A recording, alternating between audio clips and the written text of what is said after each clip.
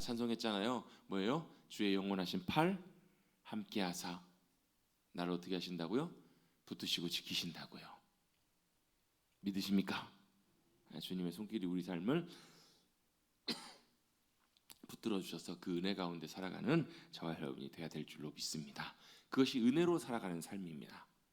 여러분, 우리에게는 하나님의 은혜가 필요합니다. 오늘 우리 아침에 함께 나눴던 매일 성경 말씀 묵상 내용이 오늘 고린도전서 15장 말씀이었잖아요. 1절부터 11절까지. 그렇죠? 내용이 뭐였나요? 그리스도의 부활이 복음의 핵심이고 증거인데 그 부활을 자신 사도 바울도 목격하게 되었, 부활하신 주님을 목격했다는 말씀이잖아요. 그러면서 이어서 고백하는 고백이 뭐예요? 내가 이렇게 된 것도, 내가 이렇게 지금까지 살아오게 된 것도 나의 나 된 것은 하나님의 은혜로 된 것입니다 라는 고백이잖아요. 그 은혜가 뭐예요? 하나님의 붙들어 주심이에요. 그 은혜가 뭐예요? 우리의 삶을 통해서 주님께서 기뻐하신 일들을 이루어 가시도록 우리의 삶의 능력으로 함께해 주시는 것이 은혜예요. 그래서 은혜가 함께 하시면 일이 되어져요. 은혜가 함께 하시면 갈등들이 풀어지고요. 은혜가 함께 하시면 내가 할 수 없는 일들이 이루어지고요. 그래서 여러분, 은혜하면 가장 우리의 믿음의 삶에, 우리의 영적인 삶에 가장 중요한 것이 은혜가 뭐예요? 은혜로 우리를 모아서 하나님께서 우리를 구원하셨어요. 네, 구원하셨다고요. 구원이 뭐예요? 죽을 수밖에 없는 저주와 심판의 권세로 결국은 망할 수밖에 없는 우리의 인생을, 죄인을 뭘로 바꾸셨어요? 하나님이 기쁨으로 받으시는 의로운 자가 되게 하신 거예요. 여러분, 우리가 의롭게 살아서 의롭게 된 것이, 의인이 된 것이 아니고요. 그것이 하나님의 십자가의 복음의 능력이에요. 그 복음의 능력이 우리를, 죄인 된 우리를 의롭게 해주셨다고요. 왜요? 우리가 의로워서가 아니라 주님이, 예수님이 우리의 죄의 문제를 다 해결해 주셨기 때문에, 그 문제가 해결되었기 때문에 우리가 의로운 존재로, 마치 법정에서 뭐가요? 무죄의 판결을 받은 거예요. 법적으로 봤을 때 하등에 문제가 있어요, 없어요? 없다고요. 왜? 값이, 대가가 다 치러졌기 때문에 그래요. 우리 죄에 대한 벌을 주님이 다 감당하시고 받으셨기 때문에 더 이상 그 벌을 받을 필요가 없어요. 그리고 우리는 뭐가 된 거예요? 새 사람이 된 거예요. 가끔 여러분 막 영화 같은 데 보면 그런 거 나오잖아요. 어떤 사람이 뭐 큰 죄인인데 그 사람이 신분이 바뀌었어. 막 이제 어떻게 막 영화에서 보면 막 많잖아요. 막 누가 죽었는데 그 사람하고 나하고 신분이 바뀌어가지고 내가 어떻게 살아? 이제는 이제 이 죄인으로 잡혀야 되는 사람은 막 죽은 사람으로 신분이 바뀌어버리고, 나는 어떻게 돼요? 이 사람 신분으로 바뀌어가고 살아가는 막 그런 뭐 영화들 내용들, 별로 영화들 안 좋아하시나 봅니다. 그런 게 있거든요. 근데 여러분, 우리는 어때요? 영적으로 주님의 은혜로 뭐가 된 거예요? 우리의 신분이 변화된 거예요. 뭘로요? 이 땅에 살아가는 육신의 삶에서 하늘 하나님의 자녀로, 하나님의 자녀로 살아가는 신분으로 변화된 거예요. 그래서 그걸 뭐라고 해요? 거듭남이라고 해요. 거듭남. 같이 한번 해보십시다. 거듭남. 거듭남. 거듭난다라는 말이 무슨 말이에요? 다시 태어난다는 말이잖아요. 여러분, 다시 태어나고 싶으세요? 가끔 내가 다시 태어났으면 좋겠다. 다시 태어나고 싶으시면 절에 가십시오. 절에 가면 환생을 한답니다. 절에 가면 환생을 한다잖아요. 그럼 다시 태어난다는 말이 여러분 무슨 말일까요? 니고데모가 그걸 이해를 못하잖아요. 야, 너는 성경학자인데, 예수님이 당신은 성경학자인데 그것도 이해를 못해요, 이렇게 예수님이 말씀하세요. 그 왜요? 그게 영적으로 깨달아지지 않으면 이해가 안 되거든요. 이 다시 태어남, 거듭남이라는 말은, 다시 태어난다, 이 다시라는 말이 아나라는 말인데요. 아나라는 말은 다시라는 말도 있고 위로부터라는 말도 있습니다. 그래서 이 말이 똑같이 비슷하게 사용된 게 어디 사용되냐면 사도행전 9장에 보면 사도 바울이 다메섹에 올라가다가 눈이 멀잖아요. 그죠? 예수님의 빛을 보고 너무 그 찬란한 빛 때문에 눈이 보이지 않아요. 여러분, 실제로 너무 태양빛 쫙 한번 보고 계십시오. 실명합니다. 네. 너무 강렬한 빛이 순간적으로 쫙 비치면 어떻게 해요? 순간적으로 눈이 안 보이게 되잖아요. 근데 사도 바울은 너무 강력한 주님의 영적인 빛 때문에 그의 눈이 완전히 멀어요. 그때 누가요? 아나니아가 주님의 부르심을 받고 가서 기도했더니 눈에서 어떻게 해요? 비늘 같은 것이 벗겨져요. 그 비늘이 무슨 비늘이었을까요? 생선 비늘? 무슨 비밀이었을까요? 그의 눈을 가리고 있었던, 주님을 제대로 보지 못하도록 가리고 있었던 자기의 편견, 자기의 잘못된 가치관, 이런 것들이 싹 벗겨진 거예요. 그리고 이제 누굴요? 주님을 다시 볼 수 있는. 그래서 여기 다시 본다라는 말도 똑같이 아까 아나블레포라는 말인데, 아나라는 말이 다시라는 말도 있고 위로라는 말도 있어요. 사도 바울이 이제 뭘 보게 된 거예요? 다시 눈이 떠졌잖아요. 그죠? 다 아시죠? 안 나신다고 하면 제가 사도행전 찾아봅니다. 사도행전 9장에 나오죠. 다시 보게 된다고요. 근데 다시 보면서 뭘 봐요? 위로 보는 은혜의 눈이 열린 거잖아요. 위에 계신 주님을 보고 이제는 어떻게 살아요? 위에 계신 주님을 바라보고 주님 보이시는 대로 그대로 살아가는 삶을 살잖아요. 마치 옛날에 방향을 잡으려면 뭘 봐야 돼요? 북극성 보고 별을 보고 방향을 판단해가지고 갔던 것처럼 바다 사람들이 이제는 어떻게 살아가요? 사도 바울이 믿음의 근본이 되시는 주님께 시선을 고정하고 다시 주님을 보고 그 주님으로 인해서 인생의 삶이 완전히 방향이 바뀌잖아요. 이게 다시 보는 거. 거듭남도 마찬가지예요. 어떻게 해요? 내가 다시 태어나는 것인데 어떻게 해요? 위로부터 다시 태어나는 거예요. 뭘로요? 위에 있는 존재로 태어나는 거라고. 그게 뭐예요? 하나님의 나라의 자녀로 태어나는 거예요. 이게 물과 성령으로 거듭나는 은혜거든요. 여러분, 하나님의 은혜는 우리를 거듭나게 하십니다. 우리를 구원의 자리에 나아가게 하십니다. 그것이 하나님의 놀라운 능력이라고요. 은혜라고요. 그 은혜가 저와 여러분 우리 모두에게 필요해요. 뿐만 아니라 우리가 구원받기 위해서도 은혜가 필요하고요. 모든 삶의 순간순간마다 하나님 기뻐하시는 삶을 살기 위해서는 뭐가 필요한가? 은혜가 필요해요. 왜? 우리의 본성은 하나님이 기뻐하시는 삶을 살기보다 내가 기뻐하는 삶을 살기를 원하는 그런 본성이 있어요. 그렇죠? 뭐가 더 중요해요? 내가 제일 중요하고 뭐가 제일 중요해요? 내 목적이 제일 중요하고. 그래서 여러분이 막 기분이 나쁘고 화가 나고 짜증이 나고 성질 날 때 왜 그런가 한번 싹 봐보세요. 뭐가 문제인가? 내가 원하는 대로 안 되면 그래요. 내가 기뻐하고 내 목적대로 안 되고 다른 데로 영 가버리면 기분이 팍 상해요. 여러분 혹시 그런 적 없으세요? 막 집에 딱 들어갔는데 누가 뭐 집에 뭐 손님이 왔던 너팅 해가지고 여러분이 잘 이렇게 맞죠 이렇게 해놨던 거를 다 막 바꿔놨어요. 다 바꿔놓고 옮겨놨어요. 그 여러분 기분이 어떠세요? 표정들을 보시니까 그러든가 말든가. 나는 아무 상관없어. 나는 문제 없어. 어떠세요? 여러분 별로 그 무던하신 분들도 별로 많이 예민하지 않는 분들도 그걸 보면 기분이 별로 썩 좋지 않으실 거요. 왜요? 내 방식이 있거든요. 내 목적이 있고 내 방식이 있고 내 인생이 참 중요해요.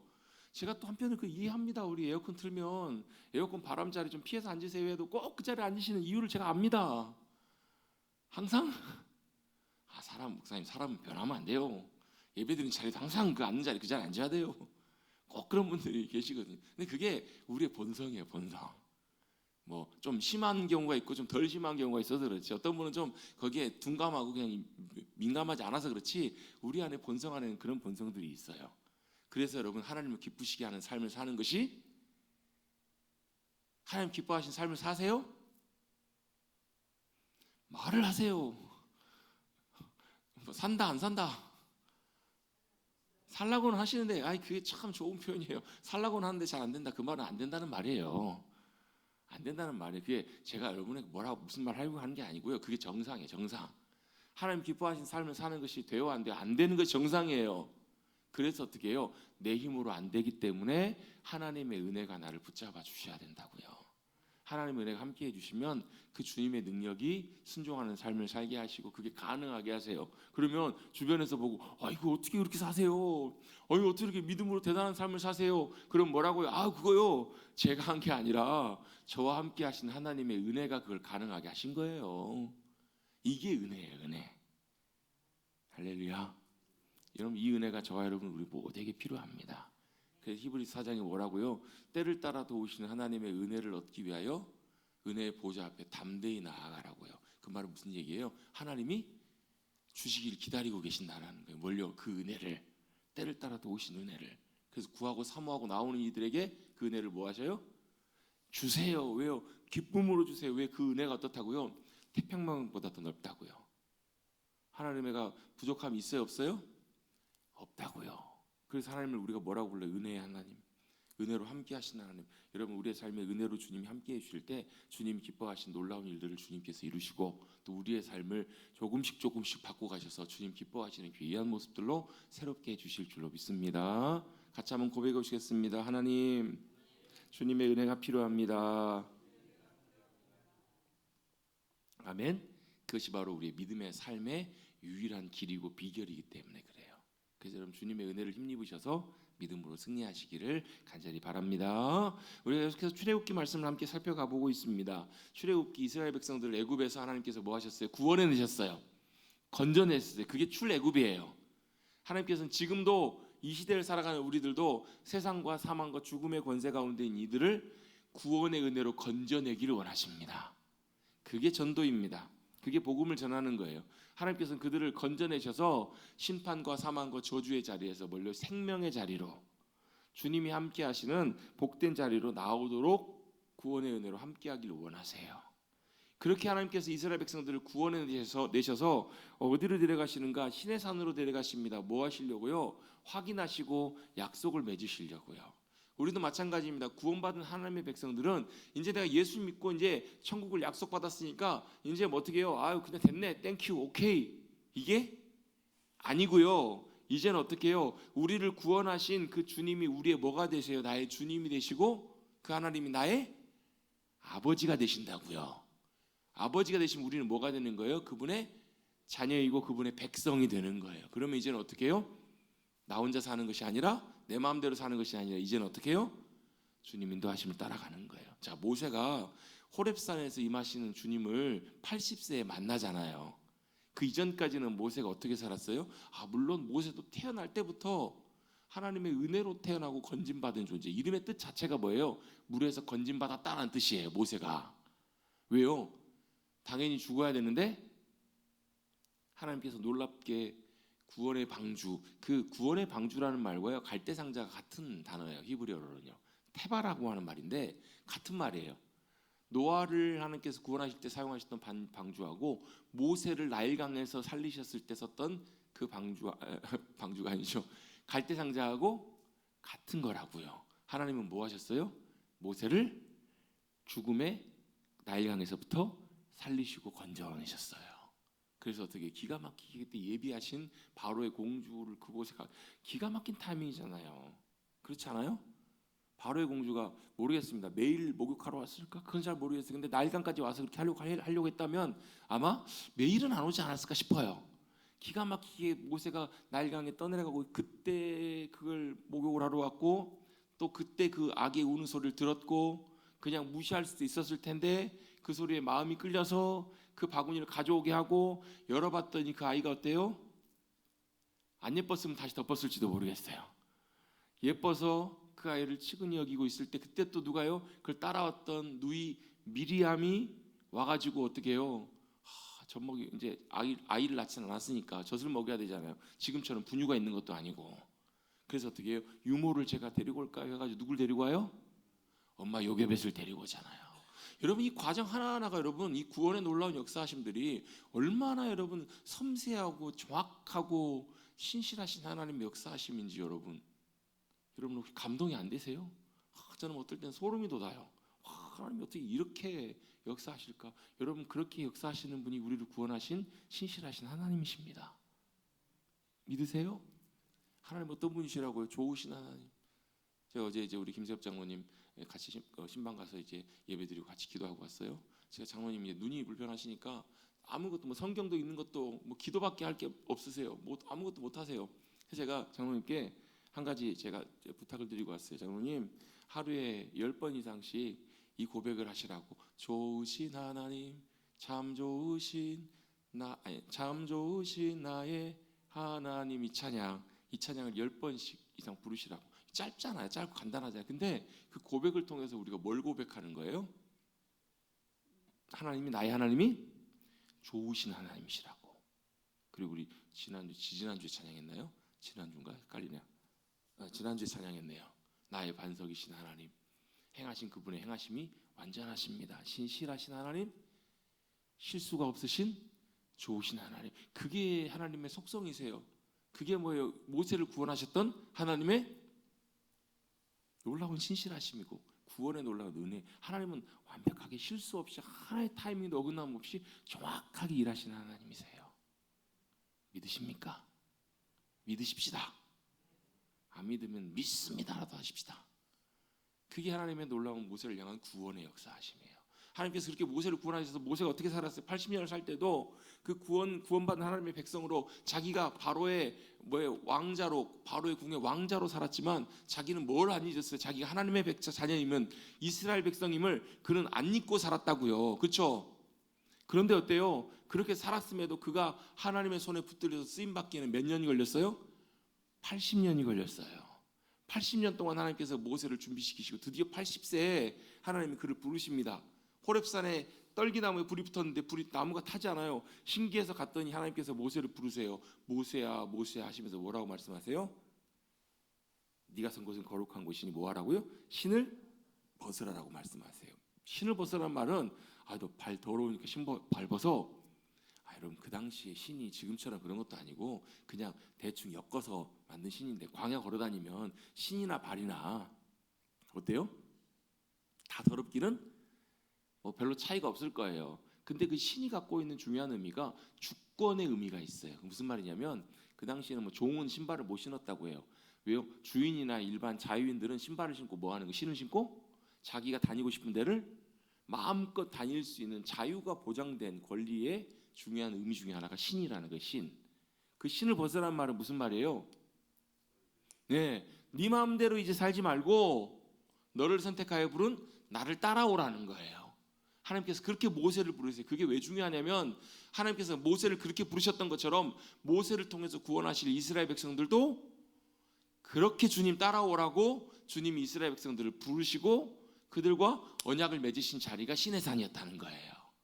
그 시내산 언약이 중요해요? 안 중요해요? 중요해요. 왜요? 시내산 언약의 핵심은 뭐냐면 하나님이 이스라엘의 하나님이 되시고 이스라엘은 하나님의 소유이고 제사장 나라 거룩한 백성이 되었음을 확인하는 자리가 시내산이에요.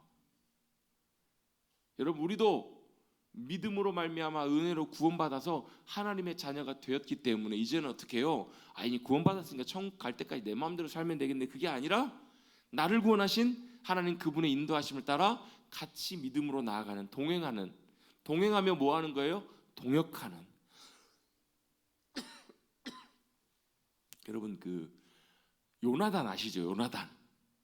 예, 요나단이 다윗이 등장하기 전에 사울 왕과 다윗 사이에 등장했던 장면이 있어요. 그게 어디?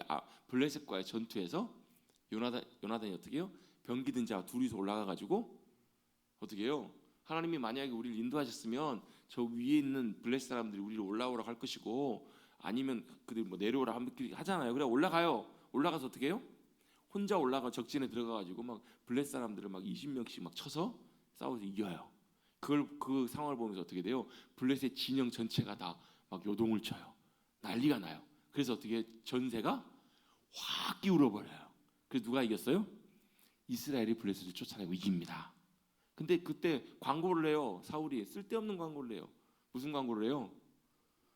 전쟁이 다 끝날 때까지 입에 뭐라도 하나 대면 하나님께서 그걸 저주하실 거라고. 근데 요나단은 그때 어디 있었어요? 적진에 있었잖아요. 적진에 싸우고 있었잖아요. 광고를 못 들어. 광고를 잘 들으셔야 됩니다.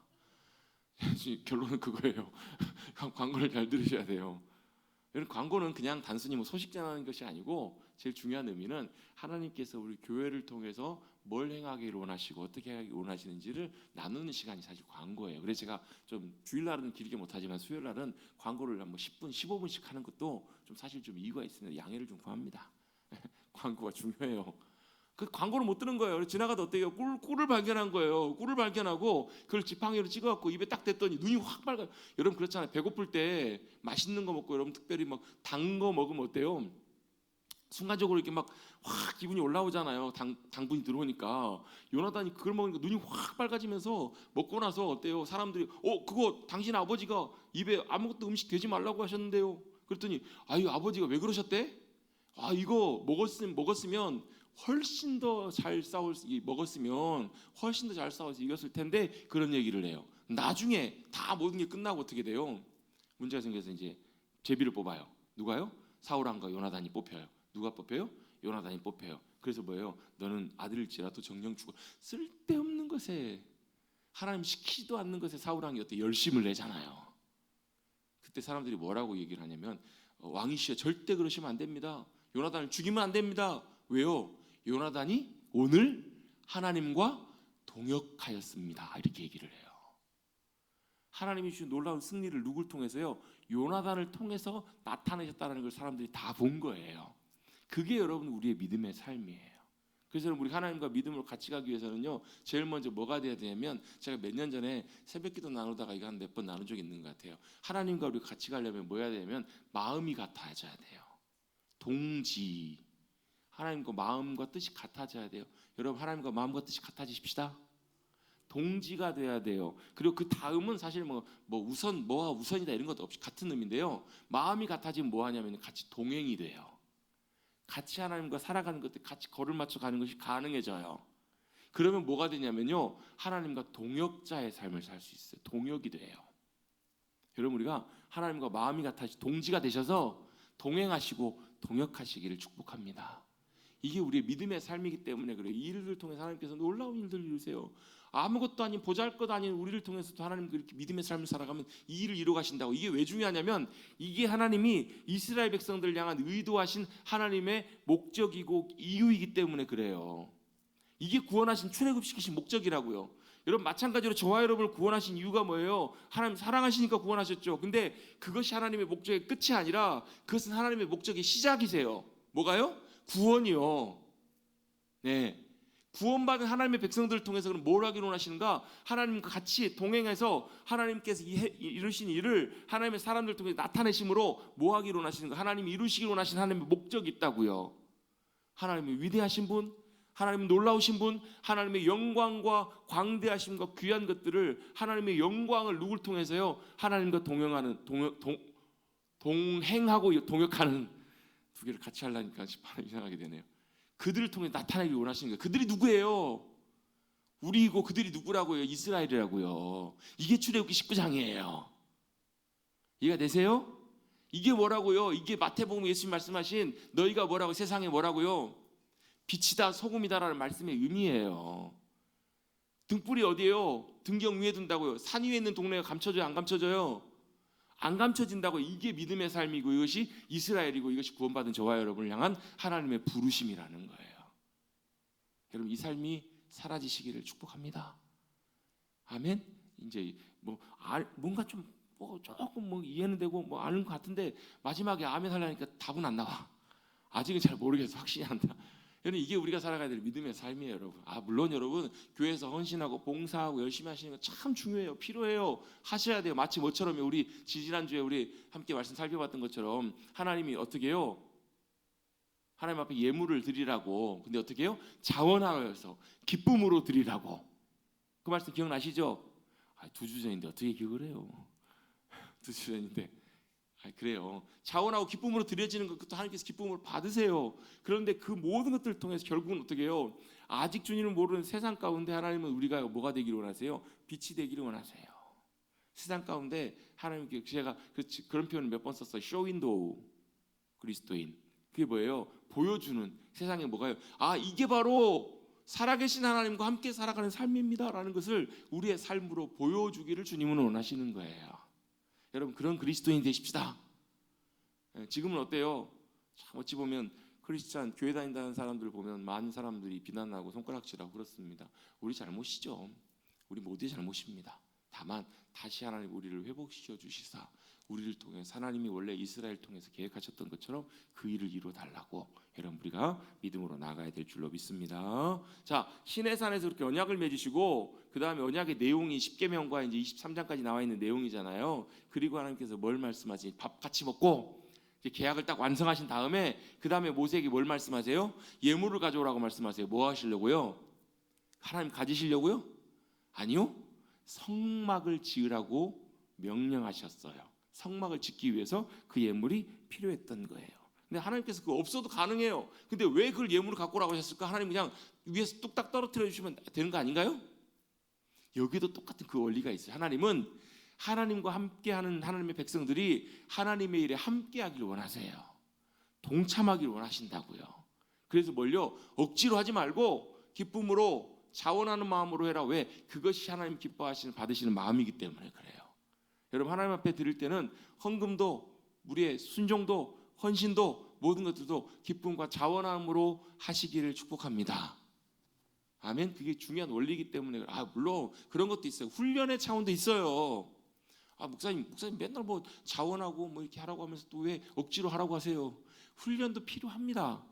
필요하지만 중요한 우리의 중심과 동기가 뭐라는 거예요? 하나님이 기뻐 받으시는 그 마음으로 드려야 될 필요가 있다는 거예요. 하나님이 없어서 달라는 것이 아니에요. 여러분 죄송하지만요, 하나님 진짜 기뻐하시는 교회로 세워지면요, 우리가 하든 안 하든 상관없이 하나님은 하나님의 일들을 이뤄가시는 분이세요.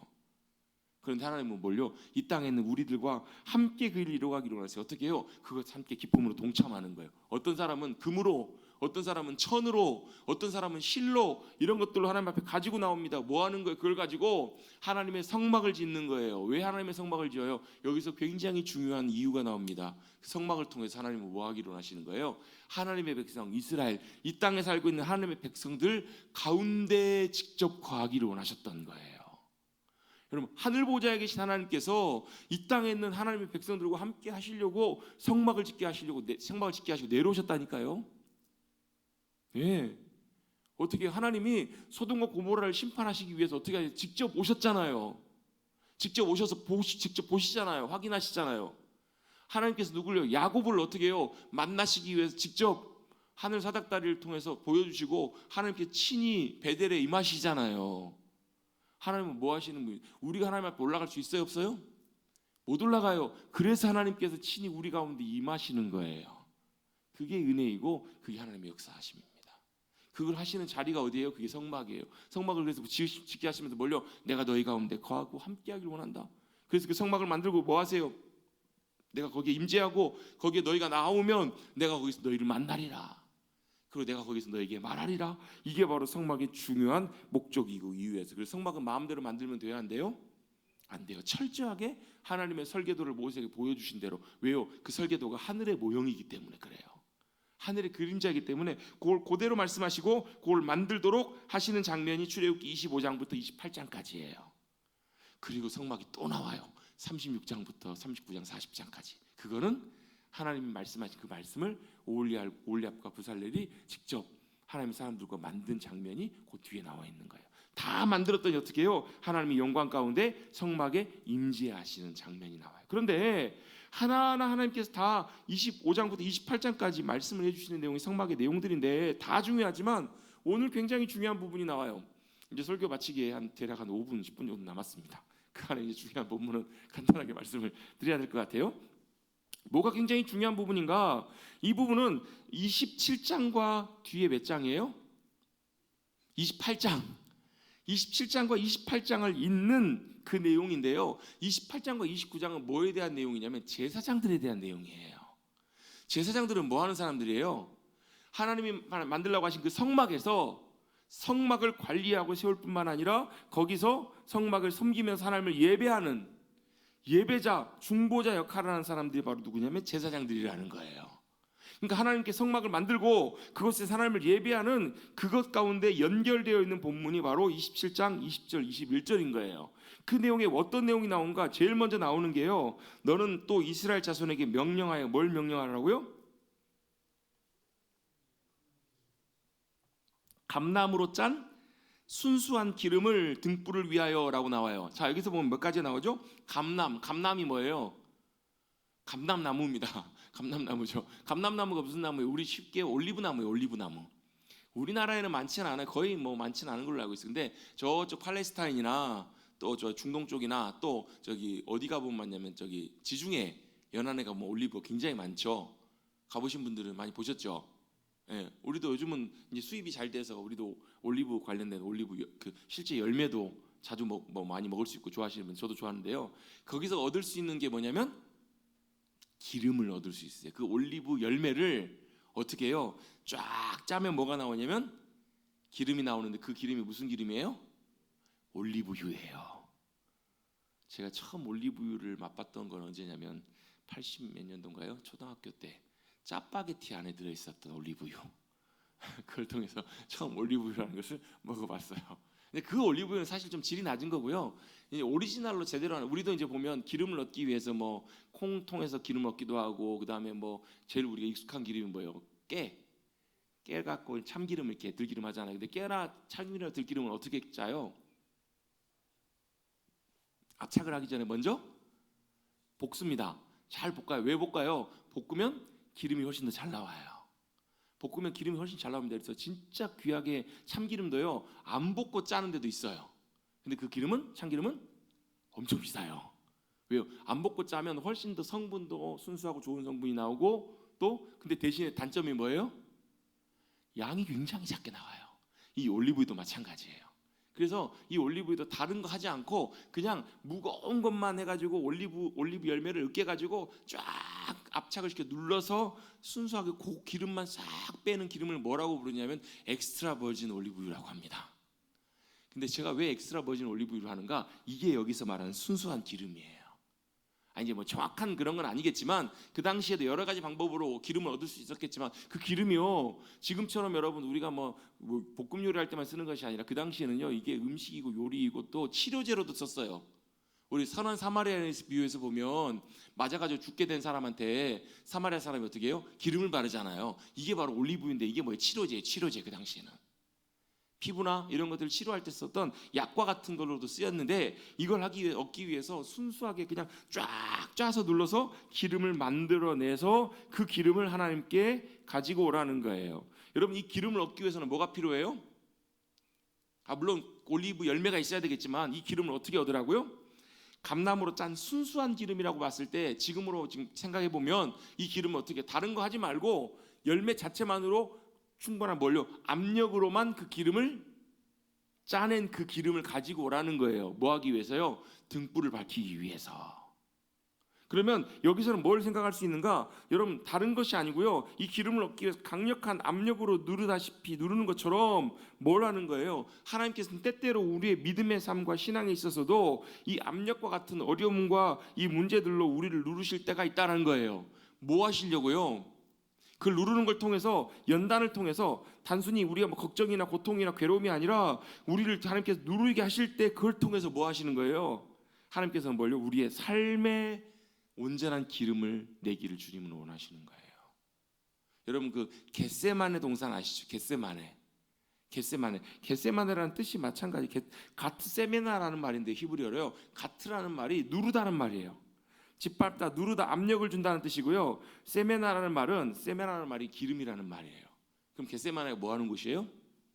기름을 누르는 곳, 압착시키는 곳이라는 말이에요. 겟세마네가. 왜? 거기가 감람산이잖아요. 감람나무가 많아서 아마 기름을 짰던 것 같아요. 근데 여러분 우리는 겟세마네를 어떻게 기억하고 있어요? 겟세마네. 우리 성경 퀴즈 대회를 좀 한번 해야 될 것 같아요. 겟세마네 하면 뭐예요?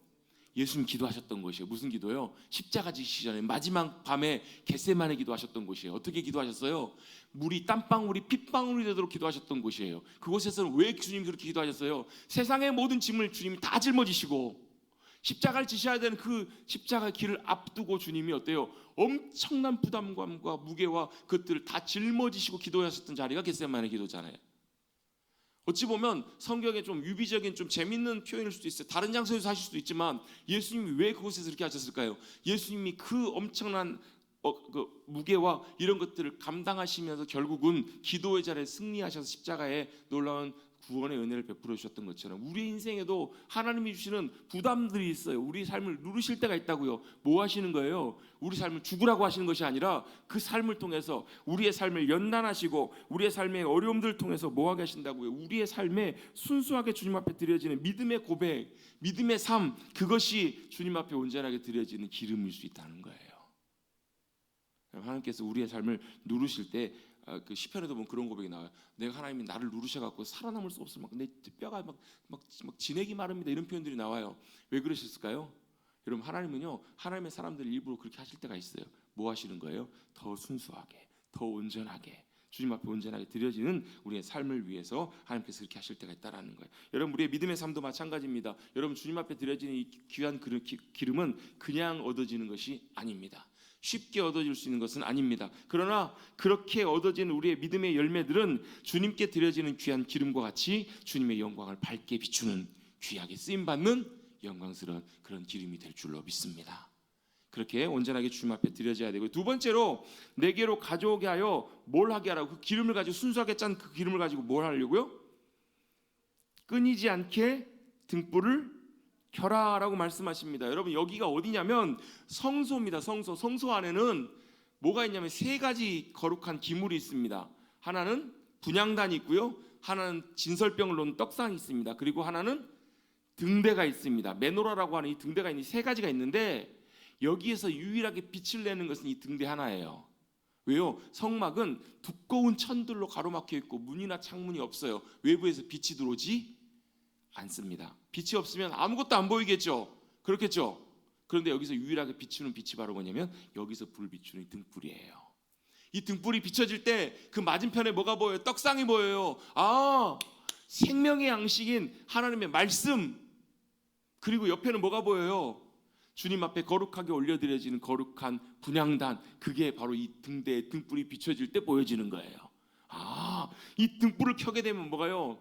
여러분, 우리가 말씀을 보는 것도 뭘로만 가능해요? 성령님의 조명하심으로만 가능합니다.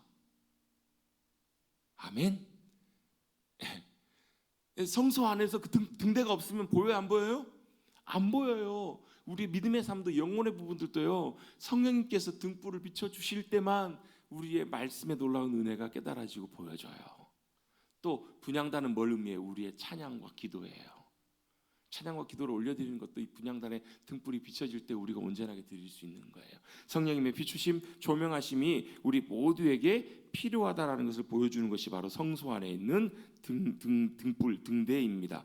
원래 등불을 켜라라는 말씀의 히브리어 원어는 올라가게 하다라는 그런 뜻을 갖고 있습니다. 이 빛을 통해서 어떻게 해요? 우리의 삶과 주님 앞에 드려진 기도와 우리의 모든 예배가 주님 앞에 올려지는 삶을 살기를 주님은 원하십니다. 이 등불을 켜면서 우리의 믿음의 삶이 환히 비춰져서 주님께 올려지는, 그래서 하늘과 이 땅이 연결되는 그런 삶을 살기를 주님은 원하시는 거예요. 여러분, 성령님께서 저와 여러분의 심령 속에, 우리의 삶 속에 등불을 비춰주시기를, 성령님이 환하게 비춰주시기를, 깨닫게 해주시기를 축복합니다. 이 등불이 우리 모두에게 믿음의 삶에 필요하다는 거. 마지막 세 번째입니다. 그것을 누구에게 맡기시는가? 21절에 보시면 아론과 그 아들들이 제사장들이잖아요. 제사장들이 뭐 해야 돼요? 회막 안, 증거궤합, 회막, 휘장, 박, 여기가 어디냐면 성소예요. 회막 안에 증거궤가 어디에 있어요? 지성소에 있거든요. 증거궤는 다들 지금 뭐 하십니다. 자, 언약궤가 어디 있어요? 증거궤는 지성소 안에 있습니다. 지성소는 뭘로 막혀 있어요? 휘장으로 가로막혀 있어요. 두꺼운 휘장으로 가로막혀 있습니다. 휘장 바뀌니까 어디예요? 성소예요. 성소. 성소에 등대가 있는데 이걸 어떻게 저녁부터 아침까지 항상 여호와 앞에서 그 등불을 보살피게 하라. 이 말이 무슨 얘기예요? 등불아 등불아 이렇게 하란 말이 아니에요. 보살핀다는 말이 옛날 성경에는요 간검하다 이렇게 나와 있어요. 간검하다. 뭐하라는? 수시로 살피라는 말이에요. 등불이 꺼지지 않도록. 여러분, 우리 가운데 비추신 이 귀한 주님을 향한 예배 등불이, 생명의 등불이, 진리의 등불이 꺼지지 않도록 우리가 잘 지키고 보존해야 될 줄로 믿습니다. 이거는 아론과 제사장들이 하라고 했으니까 목사님이 하시면 되겠네요. 예, 저도 해야 됩니다. 어떻게 해요? 아침 저녁으로 거룩한 주님의 처소에 주님의 영광의 빛이 비춰지도록, 성령의 빛이 늘 함께 하시도록, 또 늘 기도하고 사모하고 구하고 그렇게 주님 앞에 드려져야 돼요. 근데 우리 모두도 다 영적인 제사장들이에요. 여러분, 우리의 삶에도 저녁이면 저녁대로, 아침이면 아침대로 늘 이 주님의 임재의 등불이 환하게 비춰지게 하셔서 이 등불을 잘 지키심으로 이 등불로 인해서 우리의 삶이 온전하게 깨어있고 또 주님 앞에 온전하게 드린 예배의 삶으로. 왜요? 이 뒤에 28장부터 나오는 내용이 제사장에 대한 내용이에요. 제사장이 해야 될 제일 중요한 것 중에 하나가 뭐예요? 제사 지내는 거예요. 예배 드리는 거예요. 이 삶으로 자연스럽게 연결되는 것을 보게 됩니다. 여러분, 우리의 심령과 삶 속에 주님의 귀한 등불이 환하게 켜져 있어서 그것을 잘 지키시고 유지하셔서 주님 오실 때도 기름 등불 잘 준비해서 맞이했던 5명의 지혜로운 슬기로운 처녀들처럼 우리도 주님 언제 오시든지 기쁨으로 주님 맞이하게 되시는, 또 우리의 일상의 삶에서도 함께 하시고 비추시는 그 주님의 빛으로 승리하고 살아가시는 우리 사랑하는 성도님들 되시기를 주님의 이름으로 축원합니다. 믿음의 등불을 켜십시다. 아멘. 그 등불이 세상 가운데 환하게 비춰져서 우리의 삶의 진정한 생명이 주님의 함께하심과 임재가 교회와 가정과 심령에 환하게 비춰질 수 있게 되기를, 때때로 어려움도 견디게 하시고 그래서 더 귀한 기름으로 드려주시는 저와 여러분 되시기를 다시 한번 주님의 이름으로 축복합니다. 우리 함께 찬송하고 기도하겠습니다. 428장 내 영혼의 햇빛이시니 주님 그 영광의 빛을 우리에게 비춰주시옵소서. 우리 같이 함께 찬양하겠습니다.